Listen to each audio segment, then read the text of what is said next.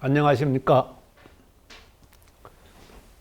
주먹대장에서 독립군 영웅으로 백야 김좌진 15번째 시간을 시작하겠습니다. 지난 시간에는 백야 김좌진 장군이 대한광복회에 가입하여 열심히 독립자금 모금을 하던 중에 대한광복회 부사령이 되어 중국 만주의 독립군 기지 건설 책임자로 떠나는 내용을 전해드렸습니다.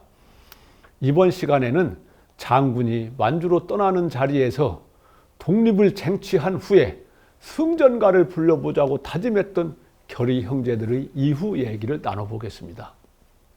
좌진은 서울 남대문 밖 남문여관에서 대한광복회 총사령 박상진 등과 헤어진 후에 혼자서 기차를 타고 만주로 향합니다.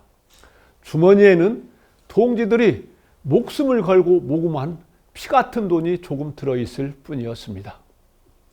좌진이 경의선 열차를 타고 압록강을 건너는 마음은 착잡하기만 했습니다.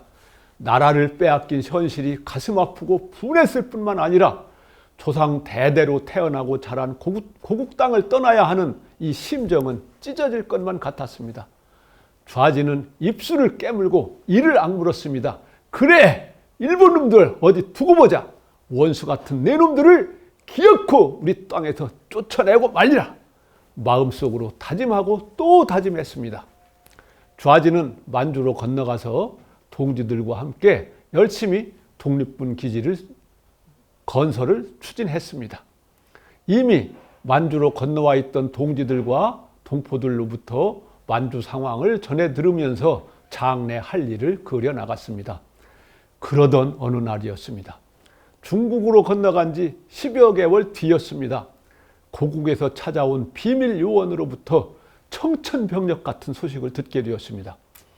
대한광복회 박상진 총사령과 핵심 요원들이 일본 경찰에 체포되었다는 소식을 듣고 긴가민가 했습니다. 그게 정말이요? 몇 번을 묻고 또 물었습니다. 사실이 아니기를 바랐지만 사실이었습니다.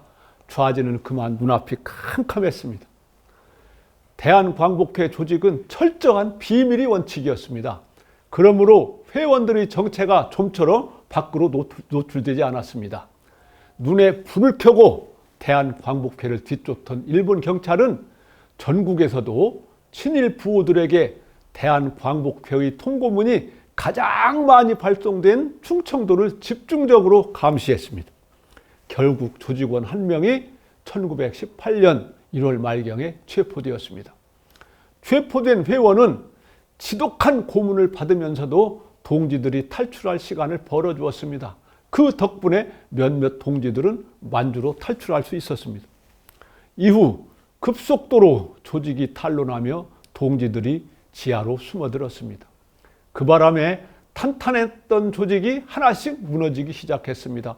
충청도, 경상도, 황해도, 전라도 조직이 차례로 무너졌습니다. 총사령 박상진은 긴급히 피신하여 북해로 탈출할 계획이었습니다. 그런데 뜻밖에도 어머니가 돌아가셨다는 소식을 들었습니다. 나는 어머니의 임종을 지켜보지 못한 불효자식이구나. 내가 체포되더라도 어머니의 마지막 가시는 모습을 지켜볼 것이다. 총사령 박상진은 주변의 만류를 물리치고 고향으로 갔습니다. 결국 박상진 총사령은 어머니의 마지막 모습을 보기 위해 고향으로 갔다가 일본 경찰에 체포되었습니다.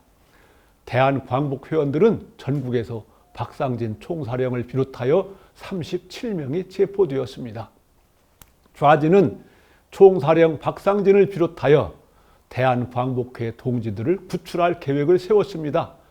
동지들이 붙잡혀 있는 종로 구치소를 파괴하고 동지들을 구해낼 계획이었습니다. 좌진은 서울로 잠입하여 자신의 계획을 박상진 총사령 아버지에게 비밀리에 전했습니다.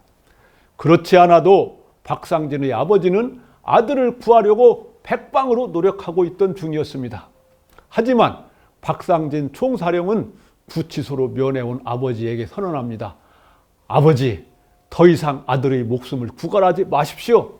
저는 몸을 깨끗이 하고 죽는 것이 소원입니다.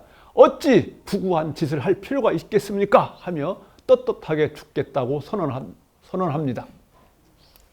총사령 박상진의 아버지는 좌진의 편지를 받고 밤새 고민했습니다. 그리고 결론을 내었습니다. 내 아들을 살리자고 여러 명의 목숨을 다치게 할 수 없다. 조용히 다른 방법을 찾아보겠다. 박상진 총사령 아버지의 답장이 좌진에게 전달되었습니다. 좌진은 박상진 아버지의 간곡한 청을 어길 수 없었습니다. 이대로 동지들을 죽게 내버려 둔단 말인가? 좌진은 자신의 가슴을 탕탕 쳤습니다. 비통한 심정을 이루 다 말할 수가 없었습니다. 주먹으로 땅바닥을 탕탕 치며 엉엉 울부짖었습니다.